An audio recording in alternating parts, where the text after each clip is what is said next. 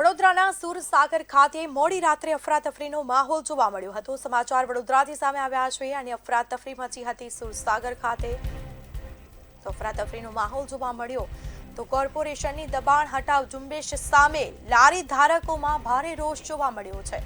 Election નજીક હોવાથી સ્થાનિક મ્યુનિસિપલ કાઉન્સિલરોની ચુપ્પી જોવા મળી, જેમાં દબાણ શાખાની ટીમ લારી અને ગલ્લા હટાવવા પહોંચતા જ હોબાળો થયો હતો।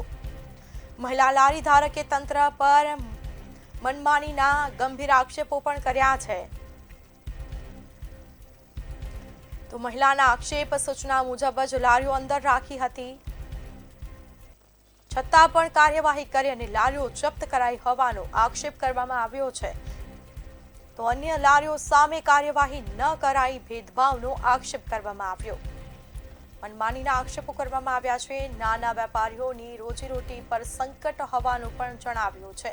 સુરસાગર વિસ્તારમાં તંત્ર અને લારી ધારકો વચ્ચે તણાવ યથાવત જોવા મળ્યું છે। વડોદરાના સુરસાગર ખાતે મોડી રાત્રે અફરાતફરીનો માહોલ જોવા મળ્યો હતો। અફરાતફરી મચી હતી, જેમાં કોર્પોરેશનની દબાણ હટાવ ઝુંબેશ સામે લારી ધારકોમાં ભારે રોષ જોવા મળ્યો।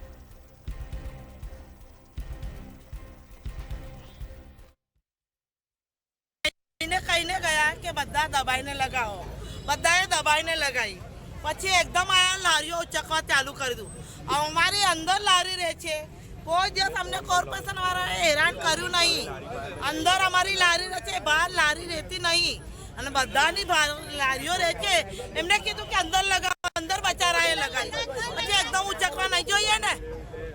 એકને તઈ બાજુ લારીઓ ચાલુ છે, તઈ ચાલુ છે, અમારી બધાની લારી બંધ કરાઈ।